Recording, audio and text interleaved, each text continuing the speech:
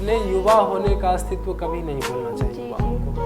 उनके लिए एक 4 लाइन ये है कि घाट के न घर के लड़के, घाट के न घर के लड़के, 20 की उम्र के लड़के, और ख्वाब यकीनन बड़े रखते हैं, ख्वाब यकीनन बड़े रखते हैं, अक्सर छोटे शहर के लड़के। हाँ माना कि इस दुनिया में माँ बहनों का मान नहीं है, अपनी बहन ही बहना है बस, बाकी का सम्मान नहीं है। मानो मेरी इतना कहना, रहे सलामत सबकी बहना, इस जालिम दुनिया को ये समझाऊंगा, बहना मैं राखी का फर्ज निभाऊंगा। नमस्कार दोस्तों, मैं सोनाली सिन्हा केवी स्टूडियो में आप सभी दर्शकों का स्वागत करती हूँ। आपको हम अपने एपिसोड में हर रोज़ किसी न किसी खास शख्सियत से मिलवाते हैं। कला, साहित्य, संस्कृति से तमाम जुड़े हुए बातों पे चर्चा करते हैं, जिसे देखना और सुनना आप सभी को पसंद है। आज हमारे बीच हैं अजीत अनमोल जी, जो सही मायने में उनकी विचार और उनकी कविताएं बहुत ही अनमोल हैं। एक कहावत से कहा जाता है, जहाँ ना पहुँचे रवि राणा यानी सूर्य, वहाँ पहुँचे कवि। तो आइए मैं आपको अनमोल जी से मुलाकात करवाती हूँ और जानते हैं उनकी साहित्य के बारे में और उनकी कविता हम लोग सुनेंगे। तो आइए मैं आपको उनसे रूबरू करवाती हूँ। नमस्कार अजीत अनमोल जी, आपका हमारे केवी स्टूडियो में बहुत बहुत स्वागत है। धन्यवाद आपका। मैं धन्यवाद करना चाहूँगा डॉक्टर रोशन सर का, जो अपने बेगूसराय से तमाम कलाकारों को, तमाम आर्टिस्टों को एक मंच देने का काम कर रहे हैं।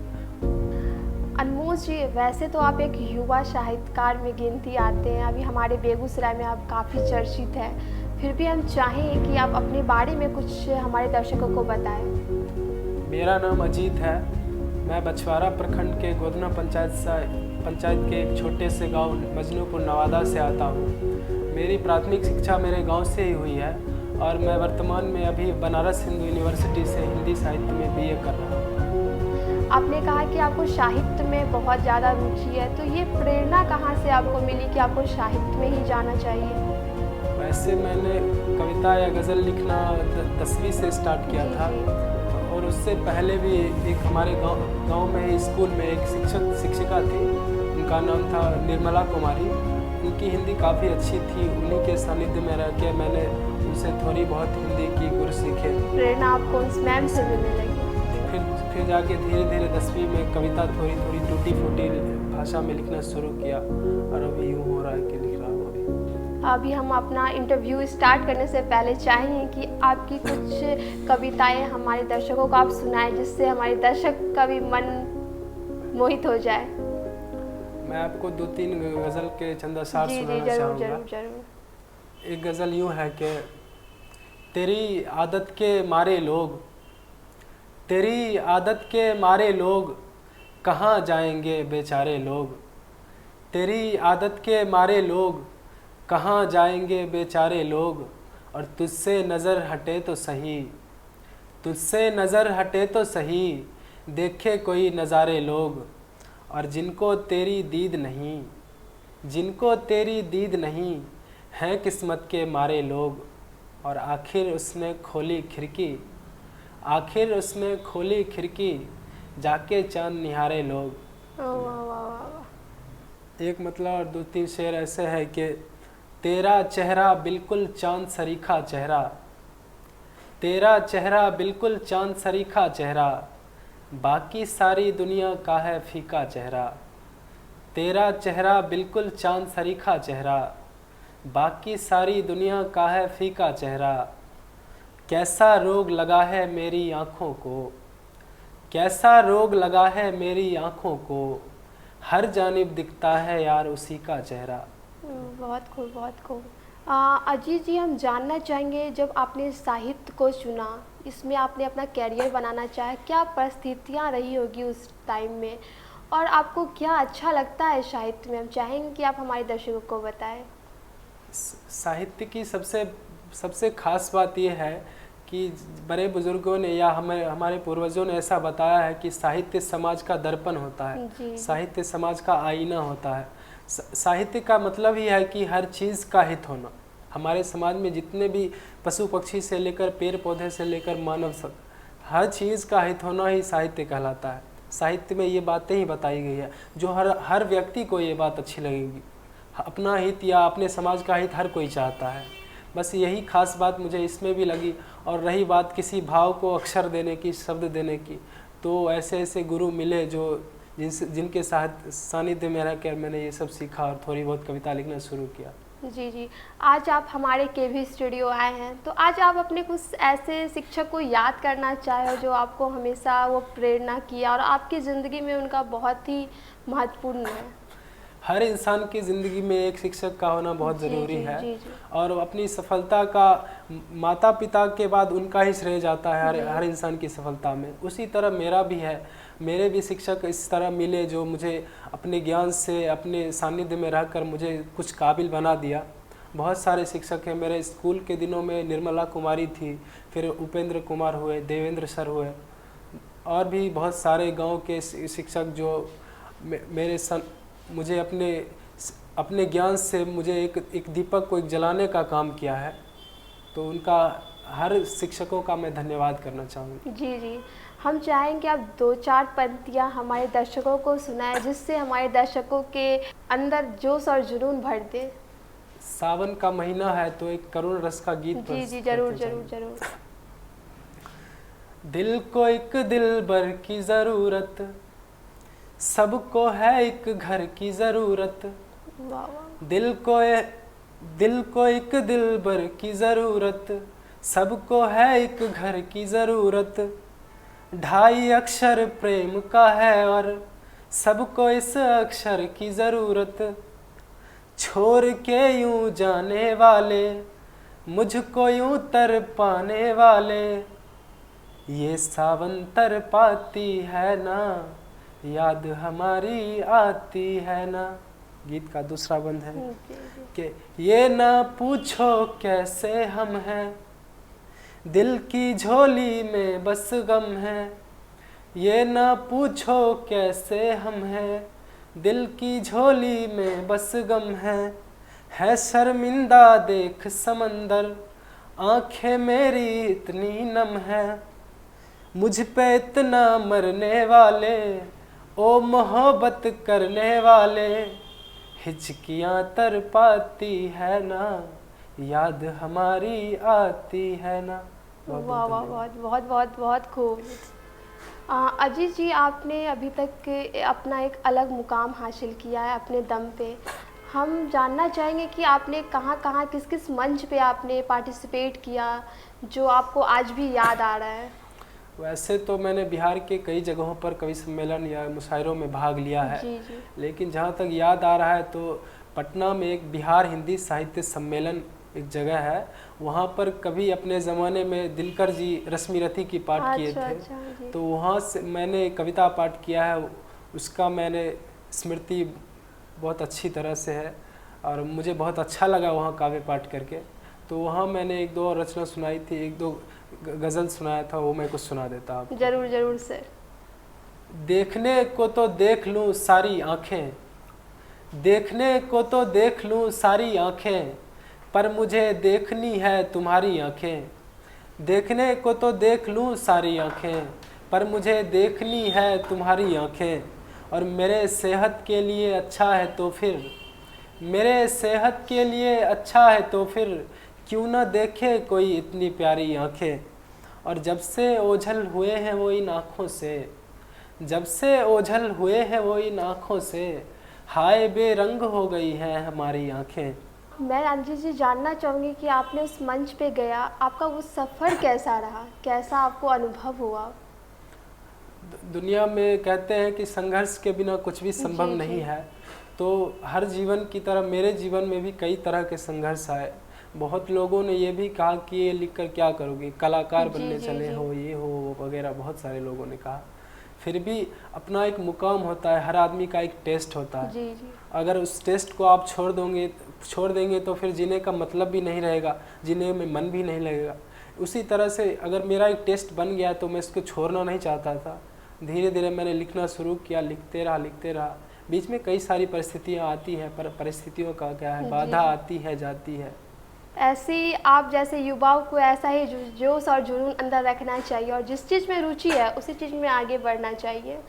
अजीत जी, आप एक युवा हैं और हम आपके जैसे बहुत सारे युवा हैं जो हम चाहेंगे कि उन युवाओं के लिए आप कुछ लाइन कहें जिससे उनके अंदर जोश और जुनून भर दे। युवाओं के लिए बस इतना कहना है कि अपने युवा होने का अस्तित्व कभी नहीं भूलना चाहिए युवाओं को।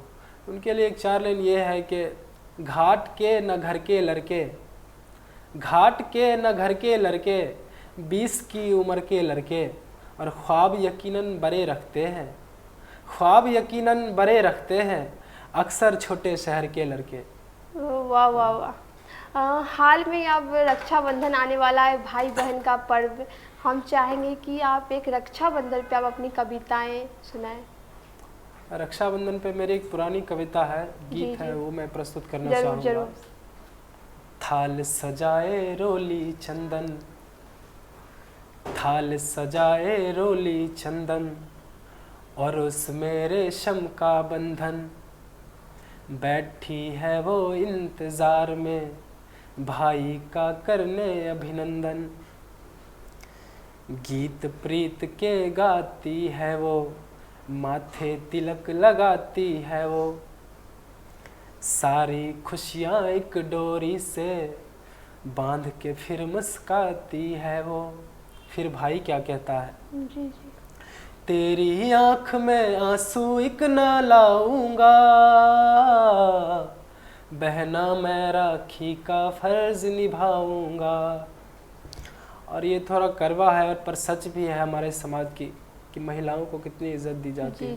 उसके पर है कि हाँ माना के इस दुनिया में माँ बहनों का मान नहीं है, हाँ माना के इस दुनिया में माँ बहनों का मान नहीं है, अपनी बहन ही बहना है बस बाकी का सम्मान नहीं है।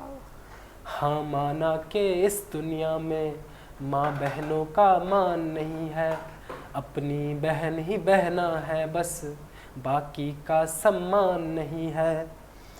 मानो मेरी इतना कहना, रहे सलामत सबकी बहना, इस जालिम दुनिया को ये समझाऊंगा,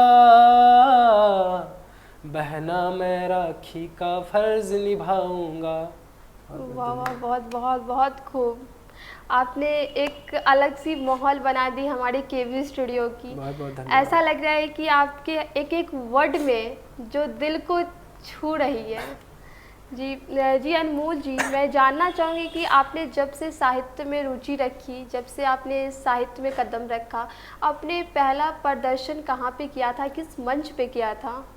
मेरा पहला कवि सम्मेलन आज उठी आवाज़ एक पत्रिका है पटना में, जी। उनके माध्यम से अश्विनी कविराज उसके संस्थापक हैं जिन्होंने सुपर 30 फिल्म में काम भी किया है, तो उन्हीं की संस्था है एक। उनके कवि सम्मेलन में मैंने पहला कवि सम्मेलन कविता पाठ किया था, तो बहुत अच्छा कवि सम्मेलन रहा था और उसी से मुझे एक ऊर्जा भी मिली कि नहीं लिखना है और आगे बढ़ना है, मोहब्बत की शायरी करनी है, दुनिया में मोहब्बत का पैगाम फैलाना है बस। और उसे एक और मोहब्बत की शायरी भी सुना दे। जरूर जरूर जरूर। एक ही है काम मोहब्बत, एक ही है काम मोहब्बत, काबा काशी धाम मोहब्बत, एक ही है काम मोहब्बत, काबा काशी धाम मोहब्बत। नफ़रत है एक बीमारी, नफ़रत है एक बीमारी, और दवा का नाम मोहब्बत। और होती है वो खासम खास, होती है वो खासम खास, दिखती है जो आम मोहब्बत।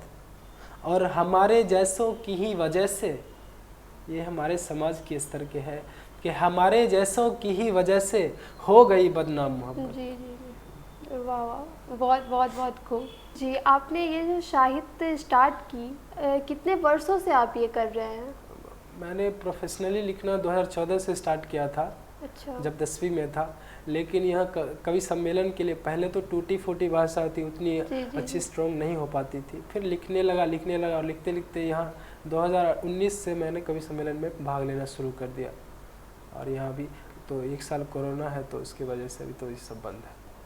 अजीत जी, हम चाहेंगे कि आज आप हमारे केवी स्टूडियो आए हैं तो आपने हर एक रस की बात यहाँ पे कही, तो हम चाहेंगे कुछ ऐसा चीज़ जो आपके अभी मन में चल रही हो, तो हम चाहेंगे वो आप हमारे दर्शकों को सुनाएं। अभी मैंने एक हाल में ये गीत लिखी है जी, करुण रस की है, शोक की है, विरह का है, तो वो मैं एक सुना देना चाहता हूँ। जरूर जरूर। मैंने क्या सोचा था तुमको और तुम क्या निकले, मैंने क्या सोचा था तुमको और तुम क्या निकले, तुम बेवफा निकले ओ यारा, तुम बेवफा निकले, तुम बेवफा निकले ओ यारा, तुम बेवफा निकले। मंजिल से पहले तूने अपना रास्ता मोड़ा, तूने मेरे दिल को क्यों शीशे की तरह तोड़ा, मंजिल से तूने पहले अपना रास्ता मोड़ा, तूने मेरे दिल को क्यों शीशे की तरह तोड़ा, अब तो ये चाहत है मेरी जान ही जा निकले, मैंने क्या सोचा था तुमको और तुम क्या निकले, तुम बेवफा निकले ओ यारा, तुम बेवफा निकले। गीत का दूसरा बंद ऐसे है कि कल तुझको गैरों की बाहों में हंसता देखा, कल तुझको गैरों की बाहों में हंसता देखा, ये दिन देख न पर जाएगा ये ना सोचा था, तू खुश रहे सदा इस दिल से यही दुआ निकले, मैंने क्या सोचा था तुमको और तुम क्या निकले, तुम बेवफा निकले ओ यारा, तुम बेवफा निकले। बहुत बहुत वाह वाह, बहुत बहुत खूब।